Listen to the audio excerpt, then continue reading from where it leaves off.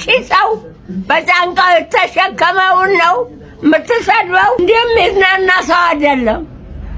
ሱፍ ለብሶ ከረባት አድርጎ የሚዝናና አይደለም።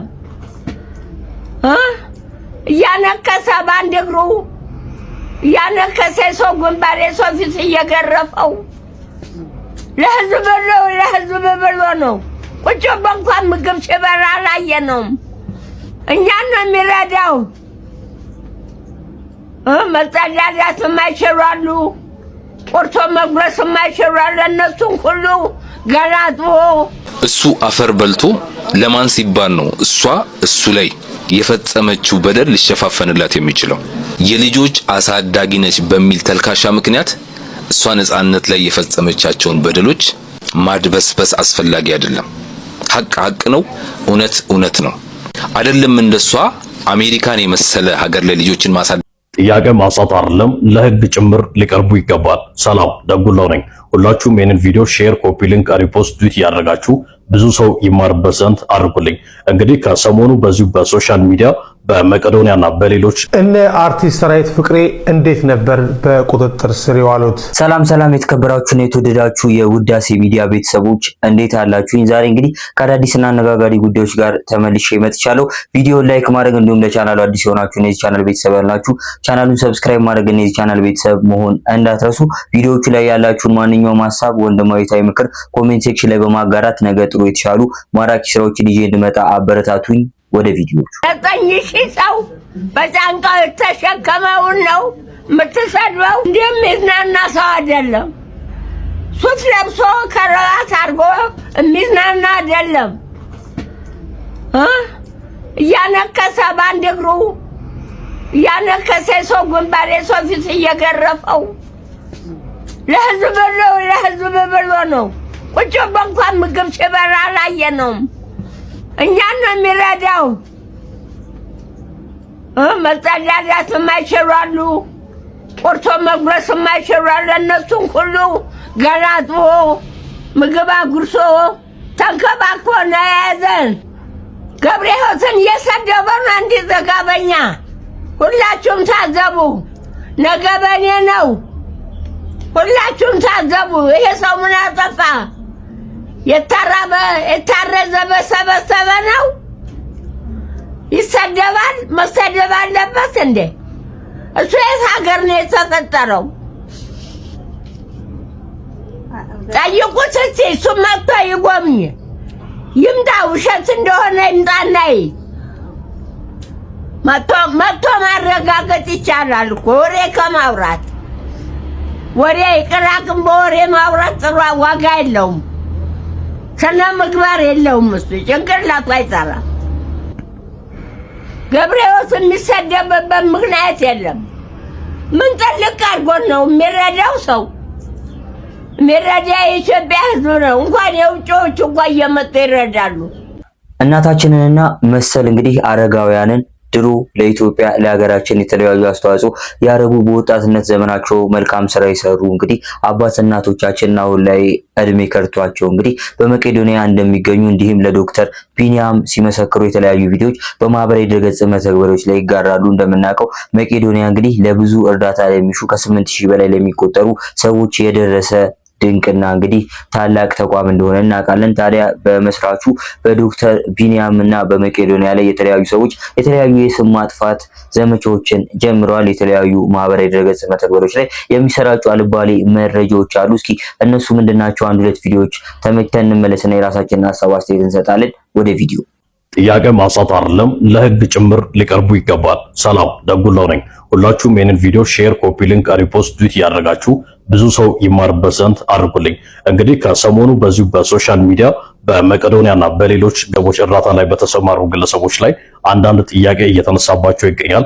ይሄንን ጥያቄ ተከትሎም ጥያቄዎች ላይ ደግሞ ብርቱ ተቃውሞ እየተነሳባቸው ተመልክቻለሁ። ይሄንን ጉዳይ በተመለከተ እንደ ግለሰብ የራስን ምልከታ እንደ ጠበቃ ደግሞ አንዳንድ ነጥቦችን ከህግ አንፃር አንስተን እንመለከታለን።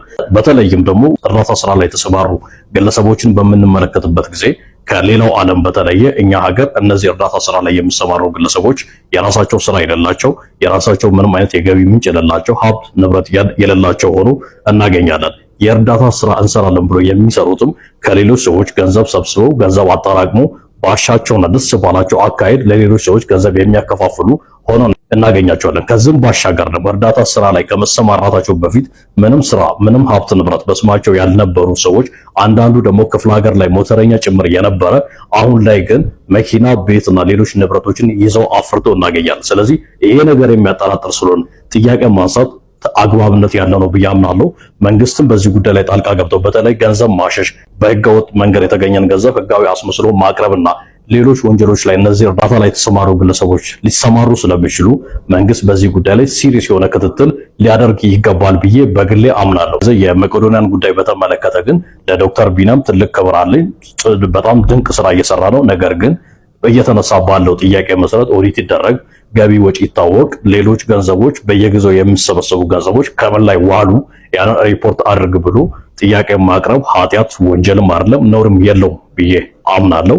አመሰግናለሁ። ተከትለው እንግዲህ የመጀመሪያው ቪዲዮ ይህ ነበረ። በተለያዩ የማይሆኑና መሰራጨት በሌለባቸው መረጃዎች ምክንያት የተለያዩ የህግ ሰዎች እንግዲህ የነዛን ሰዎች መረጃ መሰረት በማድረግ ዶክተር ቢኒያም በትክክል ይህንን ተግባር ከፈጸመ ለእስር ብሎም ደግሞ እንግዲህ ከህግ መከሰስ አልፎ ለእስር እንደሚዳርገው ተግባሩ እየተናገሩ ተመልክተናል። ታዲያ ቤተሰቦች ይህ ብቻ አይደለም፣ የተለያዩ ቪዲዮዎች ይጋራሉ። እስኪ አንድ ቪዲዮ አለ ብንጨምር ደስ ይለኛል።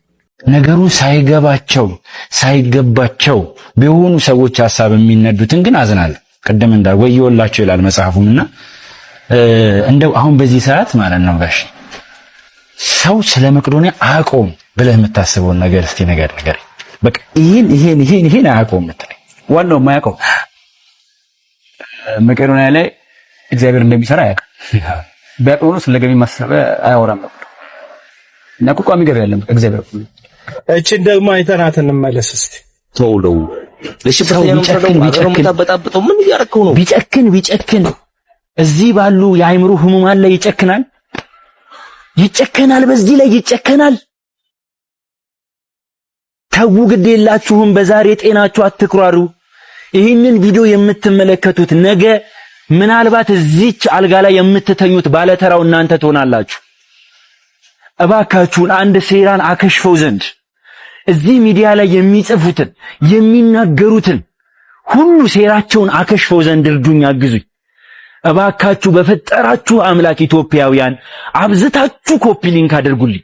ከተኛ ጭካኔ በፍቃዳቸው ያልታመሙ ሰዎችን በካሜራ ፊት ደርድሮ እነሱ ካሉበት ህንጻ ውጪ ያለው ማህበረሰብ እንደሚጠላቸው እያሳሰቡ ማውራትና መናገር ራሱን ችሎ እነዚህን ሰዎች ለተጨማሪ ጭንቀት የሚያዳርግ እንደሆነ እንድታስብበት ያስፈልጋል።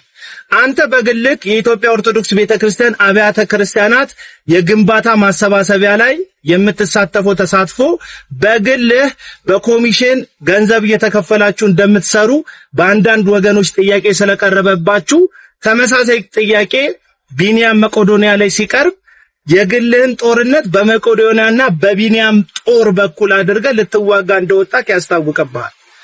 አንድ ነገር ልንገር ወንድም፣ የመጀመሪያው ነገር ቢኒያምና መቄዶንያ ላይ የቀረበው ጥያቄ እርዳታ እንዳይረዱ ከመፈለግና እርዳታ መረዳት የለባቸውም ከሚል አስተሳሰብ የመነጨ ሳይሆን እንደሚታወቀው በኢትዮጵያ ውስጥ ብዙ የእርዳታ ድርጅቶች አሉ። እሱ 10,000 የሚያክሉ አእምሯቸውን የታመሙ በእድሜ ደግሞ የገፉ አረጋውያንን በቀን እንደሚመግብ ለዚህም ደግሞ 3 ሚሊዮን የኢትዮጵያ ብር ደረጃ ድረስ እንደሚያወጣ ሁሉም ሰው ያውቃል። በኢትዮጵያ ውስጥ ግን መቄዶንያ ብቻ አይደለም የእርዳታ ድርጅት፣ በጣም ብዙ የእርዳታ ድርጅቶች አሉ። ዓላማቸውን አጀንዳቸውን የተለያየ አድርገው የሚንቀሳቀሱ ማለት ነው። እንደሚታወቀው የኢትዮጵያ ሕዝብ አእምሮ ውስጥ የእርዳታ ድርጅት ሲባል በመጀመሪያ ደረጃ አእምሯቸው ውስጥ የሚመጣው መቄዶንያ ነው። መቄዶንያ ደግሞ ብዙ ጊዜ የእርዳታ ማሰባሰቢያ ያደርጋል። እሱም የተሳካ የእርዳታ ማሰባሰቢያ ነው የሚያደርገው። እሱም ላይ ቅሬታ አይደለም የቀረበ ያለው። ግን አንዳንድ ወገኖች ገንቢ የሆነ ሐሳብ ለዚህ ተቋም አምጥተዋል። 3 ሚሊዮን ብር በቀን የሚያወጣ ተቋም እያንዳንዱ ጊዜ ላይ የወጣ እርዳታ ከሚሰበስብ ለምን ኢንካም ጀነሬት የሚያደርግበት ካምፓኒ ነገር አያቋቁምም ነው። ለምሳሌ ዴሊቨሪ የሚያደርግ ምግብን የተለያዩ ነገሮች ዴሊቨሪ የሚያደርግ ካምፓኒ ቢያቋቁም ይሄ ድርጅት ሁላችንም አንዳች ነገር ስንፈልግ በዚህ ዴሊቨሪ ድርጅት ብንጠቀም እርዳታ እንደምንረዳ እያሰብን ብንጠቀም አገልግሎት እየሰጠ ደግሞ ኢንካም ጀነሬት ቢያደርግ ምንም ክፋት የሌለው ሐሳብ እንደ ራይድ እንደ ፈረስ እንደ ያንጎ ያሉ የተለያዩ አይነት የትራንስፖርት አገልግሎት የሚሰጥ ተቋም ቢያቋቁም ይሄ ድርጅት በዛ ተቋም ደግሞ ሁላችንም ትራንስፖርት ሲያስፈልገን ብንገለገልና ብንጠቀም ገንዘቡን ራሱ ከፍ አድርጎ አገልግሎት መስጠት ሊችል ይችላል። በዛ ብንጠቀም ያንን የሚያገኘውን ገንዘብ ለነዚህ ሰዎች ቢያውል አንድ ማህበረሰቡን እያገለገለ ሁለት ማህበረሰቡን ደግሞ እየተገለገለ እንደረዳ ሳያስብ ሰው ሁሉ ለዚህ ተቋም የሚያስፈልገውን ነገር ማድረግ የሚችልበት መስመር ይዘርጋ ነው ያሉት አንዳንድ ሰዎች። ይህ ገንቢ ሐሳብ ነው። ገንዘባችሁን ስጡኝ አስተያየት አትስጡኝ የሚባል ነገር የለም። አንድ ሰው ገንዘብ ያስፈልገኛል ይሄን ያህል ማህበረሰብ እየረዳው ነው ብሎ አደባባይ ላይ ወጥቶ ከጠየቀ ገንዘብ እንደጠየቀው ሁሉ ደግሞ አስተያየት አለ ይህንን ብትጨምሩ ብሎ ሰዎች እንደራሳቸው ተቋም ቆጥረው ሐሳብ ሲሰጡ እንደ ጠላት መፈረጅ ወይም እንደ ክፉ አድርጎ ለጦርነት ክተት ማወጅ አስፈላጊ ነው ብዬ አላስብም። አሁንም ቢሆን መቄዶንያ ብቻ አይደለም የእርዳታ ድርጅት እዚህ ምድር ላይ ያለው ህፃናት የሚያሳድጉ አሉ። አዎ መቄዶንያ አእምሮ ተማሚያና አረጋውያንን እየረዳ ነው። በጎ ተግባር ነው፣ ደስ የሚል ነው። ዶክተር ቢኒያምም የሚበረታታ እጅግ እንቁ የሆነ ዜጋ ላደረገው መልካም አበርክቶት ያደረገው መስዋዕትነት የሚያደንቀው የሚያከብረው ሰው ነው። እየወጣ ሁሉ ጊዜ የሆነ የእርዳታ ማሰባሰቢያ ከሚያደርግ ደግሞ ሌሎቹ ፍለፊት ይምጡ እየተባለ ያለ ሌሎች የእርዳታ ድርጅቶች ህፃናት ላይ የሚሰሩ አሉ፣ የልብ ታማሚ ላይ የሚሰሩ አሉ፣ ኩላሊት ታማሚ ላይ የሚሰሩ ህፃናትና ሴቶች ላይ የሚሰሩ አሉ። በጣም ብዙ አይነት የእርዳታ ድርጅቶች በዚህ ምድር ላይ አሉ። እነዛም ደግሞ መረዳት መደገፍ ያስፈልጋቸዋል። እንደ መቄዶንያ አይነት ብዙ ወዳጅ ብዙ ደጋፊ ያለው ተቋም ግን ያለውን ሪሶርስ በመጠቀም ሰርቶ ወደሚያገኝበት አገሪቱንም ወደሚጠቅምበት አንዳች ነገር ራሱን አፕግሬድ ማድረግ አለበት የሚል በጎ ሐሳብ ነው የተሰጠውና ይህ ሐሳብ በጎ ሆኖ ሳለ ይህንን ሐሳብ ያመጡ ሰዎችን እንደ ጠላት በመቁጠር ማሳደዱ ተገቢ ነው ብዬ አላስብም። ባሮክም ብትሆን በግል የኢትዮጵያ ኦርቶዶክስ ቤተክርስቲያን ግንባታ ላይ ኮሚሽን እየተቀበልክ ነው እርዳታ ማሰባሰቢያ የምታደርገው ለሚለው ክሱ ራስህ ንጹህ ኮንክ ራስህን ችለህ መልስ መስጠት ነው እንጂ ያለብህ ከመቄዶንያ ጀርባ ሆነክ የራስህን ጦርነት መቄዶንያና ቢኒያም በገነቡት መልካም ስም በኩል አድርገህ መዋጋት የለብህም። ይህ በጣም የሚያሳፍር ነገር ነው። ሰላሙ እኔ እንግዲህ እንደ ባህልም ይመስለኛል አንዳንድ ጥሩ ሰዎች ጥሩ ስራቸውን ለማስቆም የሚጥሩ አንዳንድ ምቀኛና ጥሩ ምግባር የሌላቸው ሰዎች አሉ ብዬ አስባለሁ። የተለያዩ መረጃዎች ሲሰራጩ እነዚህ መልካም ስራ ላይ የተሰማሩ ሰዎች እንግዲህ መልካም ስራቸውን እንዲያቆሙና ምናልባት ያሰቧቸውን ውጥናቸውን እንግዲህ ህልማቸውን መሰናክል ነው የሚሆኑባቸው። የተለያዩ እርዳታ የሚሹ ወገኖቻችንም እርዳታ እንዳያገኙ መሰናክል ነው የምንሆንባቸው። እንዴት ነው ቤተሰቦች? እናንተስ በዚህና መሰል መረጃዎች ምን አይነት ሐሳብ አስተያየት መስጠት ትፈልጋላችሁ? ሐሳብ አስተያየታችሁን ኮሜንት ሴክሽን ላይ ብታጋሩኝ ደስ ይለኛል። የወለደች እናት ሁሉ በልጇ ትደሰት። አሜን። እግዚአብሔር አምላክ ልጅ እንቅፋት አይንካባት። እናት አባት ለፍቶ አሳድጎ እውነት ሁሉም ልጅ ከፍ ይበልበት። አሜን። ከልጅ ኪሳራ ይሰውረን። ከልጅ ኪሳራ ያድነን። ልጅ ሁሉ ከፍ ይበል። ከበሽታ ይስላ። ከሱሰኝነት ይስላ። ከክፉ አመል ሁሉ ልጅ ይስላ። እናት በልጇ መቼም ትደሰት። ልጅ ማጣት ልጅ መክሰብ ከባድ ነገር ነው። ደግሜ ደጋግሜ እናት አባት ከልጅ ኪሳራ ይሰውር። አሜን። ዳና ለሚድረስልን አሜን። ክፋት ያንሳል። አሜን። መንገድ ላይ እየጠበቀ ልጅን ወደ ሌላ መስመር የሚወስድ ሰይጣን መድኃኒዓለም ያንሳልን። አሜን። ከክፉ ነገር ይጠብቀው። እኔ ከይነት ቃል የለኝም ሲሆን ለተባረካችሁ ሁሉም ቤት ልጅ ይባረክ። አሜን። እናቶች እንዲህ ሲደሰቱ እንደማየት እንግዲህ የሚያስደስት ነገር የለም። ሁላችሁም ቤተሰቦች እናንተም እንደዚህ ቤተሰቦቻችሁን እናት አባቶቻችሁን በዙሪያችሁ ያሉትን ሰዎች በሙሉ ለማስደሰት እንግዲህ ያብቃችሁ ለማለት እፈልጋለሁ። ቀደም ሲል በሰበር መረጃ እንዳጋሯችሁ የታሰሩ አርቲስቶችም ተለይቷል። በዚህ መሰረት አርቲስት ሰራዊት ፍቅሬን ጨምሮ መንሱር ጀማል፣ አርቲስት ይገረም ደጀኔ እንዲሁም ደግሞ ወንድም ካሊድን ጨምሮ የምትመለከቷቸው አርቲስቶች በዛሬው መታሰራቸውም ተሰምቷል። የመታሰራቸው ምክንያት በውል የታወቀ ነገር ባይኖርም ነገር ግን ከቪንቴክ ኢንቨስትመንት ጋር በተገናኘ በሰሩት ማስታወቂያ እንደሆነ አሁን ታበርሳ መናገሩን ተከትሎ አንድ መረጃን አቀብያችሁ ነበረ። ለማንኛውም ከሚመለከተው የመንግስት አካል መረጃን የማገኝ ከሆነ ወዲያው የማሳውቃችሁ ይሆናል። መረጃዎችን ለመከታተል ፎሎ ማድረግ ግን አይረሳ።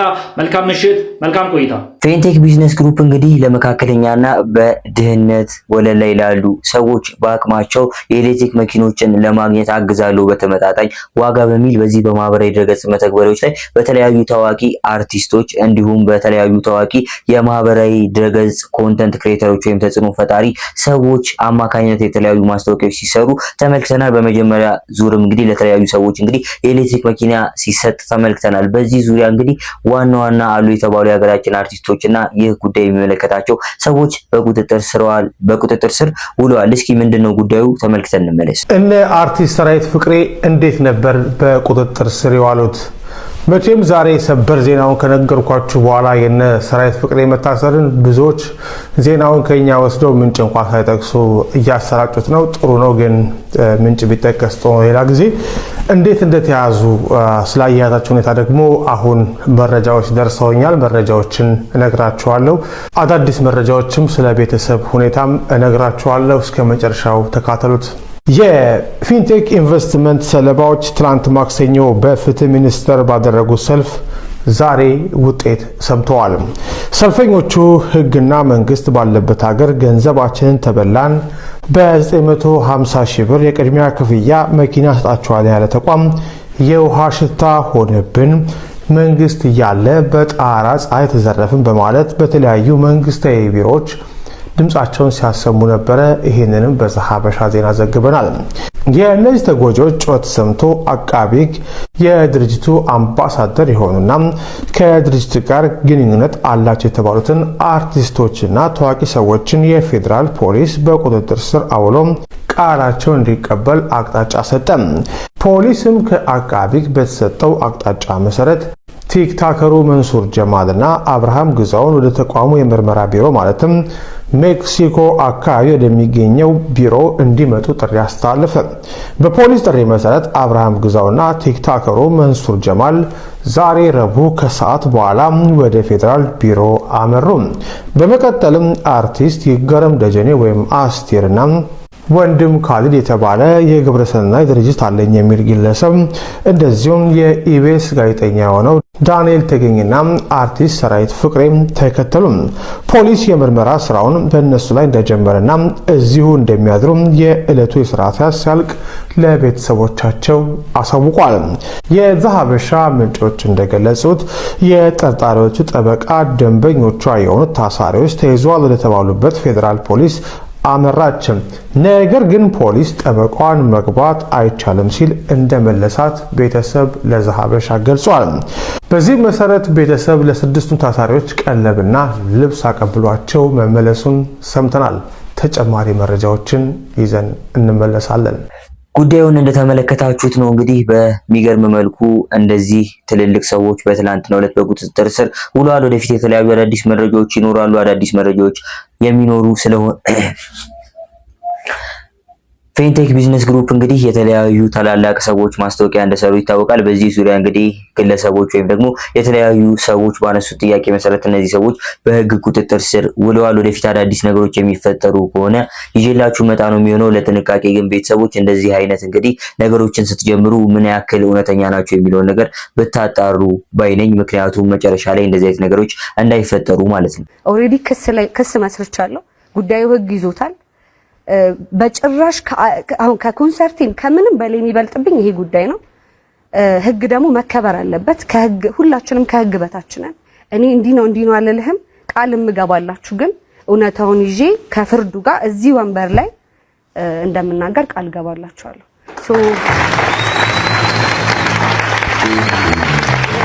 ስለዚህ ይሄ ለብዙ ሰዎች መልስ፣ ለብዙ ሰዎች ትምህርት ስለሚሆን ህግ የያዘው ጉዳይ ነው። እንዲህ ብዬ መናገር አልፈልግም፣ ግን ቃል ገባላችኋለሁ። ውጤቱን ይዤ እዚህ እመጣለሁ። የብዙዎች ጥያቄ ስለነበረ ነው። ምክንያቱም አዲሱ ሲኒማ ላይ አብራችሁ ሰርታችኋል። ጎን ለጎን ደግሞ የሆኑ ሰዎች ደግሞ በዚህኛው መንገድ እንዲታወቅ ጉዳይ ይፈልጋሉና አሁን እንደነገርሽኝ ከሆነ በጉዳዩ ላይ በቃ ጠለቅ ያለ አስተያየትና ምላሽ መስጠት የምፈልገው ከፍርድ በኋላ ነው አይነት ነው ምላሽ። ምክንያቱም ይሄን ነገር ወተው ፊታቸውን ሸፍነው ወይም ሌሎች ሰዎች ቀላል ነው። ግልጽ አድርጌም ነግራችሁ እውቅና ፍለጋ ነው፣ መታወቅ ፍለጋ ነው። እኔ ደግሞ ለነሱ እውቅናቸውን ፌመስ እንዲሆኑ እድል መስጠት አልፈለኩም እንጂ የዛን ዕለት ይሄ ተወራለት በጣም የሚሰቀጥጡ ማስረጃዎች እጄ ላይ አሉ። በጣም ነው የምነግርህ እና እነሱን አውጥቼ እነሱንም መና ማስቀረት እችላለሁ። ግን ለምን በዛ ልክ እኔ ስወርዳለሁ? ህግ አለ፣ ሀገሪቱ በህግ ነው የምትተዳደረው። ስለዚህ ወደ ህግ ቀጥታ ነው ይወስዳል። ስሜ ያላግባብ ጠፍቷል፣ ያላግባብ ጠፍቷል። ስለዚህ ይሄ ደግሞ ልክ አይደለም። ለሌሎችም ትምህርት እንዲሆን ስለምፈልግ ይሄን ጉዳይ በዚህ ሰዓት ከሁሉም ነገር ቅድሚያ የምሰጠው ይሄ ነው። አብረን የምናየው ነው። በባለፈው ሳምንት የሰይፉ ኦን ኢቢኤስ ሾው ላይ ማለት ነው እንግዲህ ቬሮኒካ አዳነ ቀርባ ነበር። ታዲያ ቬሮኒካ አዳነ የተለያዩ የስም ማጥፋቶች በተለያዩ የማህበራዊ ድረገጽ መተግበሪያዎች ላይ ሲደርሱባት ተመልክተናል። በምትተውነው ወይም ደግሞ በአዲሱ ፊልሟ ማለት ነው ወደፊት በሚለቀቀው አዲሱ ፊልም ከተዋናይ ወይም ደግሞ ከአንድ ታዋቂ ሀገራችን ተዋናይ ጋር ማግጣለች፣ ከትዳር ውጪ ግንኙነት ነበራት በሚለው እንግዲህ የተለያዩ ቪዲዮዎች ሲጋሩ ነበር። እንደተመለከትነው በሰይፉ ኦን ኢቢኤስ ሾው ላይ ቀርባም እንግዲህ ይህንን ንግግር ሰጥታ ነበር። ታዲያ አንዳንድ ሰዎች ስማቸው ሳይጠራ በዚህ መልኩ ሲቀባጥሩ ታዝበናል። እስኪ ቪዲዮውን ተመልክተን እንመለስ። ቬሮኒካ ምን አለች? ሶሻል ሚዲያ ላይ የሴሌብሪቲዎችን ስም የሚያጠፉትን ስማቸውን የሚያነሱትን ሰው እከሳለሁ ብላ አለች እና በቅርብ ቀን እዚህ መድረክ ላይ መጥቼ መግለጫ ሰጣለሁ ብላ ሰይፉ ሾው ላይ ተናግራለች። እኛም ሰምተናል። ግን በሐሰት ስማቸው የሚጠፋ ነው እንጂ ሴሌብሪቲ ሆነው የሰውን ትዳር የሚያማግጡ፣ የሰውን ባል የሚቀሙ፣ የሰውን ሚስት የሚያስለቅሱ፣ አንገት የሚያስደፉ ሴሌብሪቲዎችን እንዳልሆነ መቼም እርግጠኛ ነኝ። ቬሮኒካዬ ልንገርሽ ብዬ ነው። መቼም እነዚህ ሰዎች እንዳልሆነ አውቃለሁ። መቼም እርግጠኛ ነኝ። የኔ ወዳጅ ነሽ አንቺ።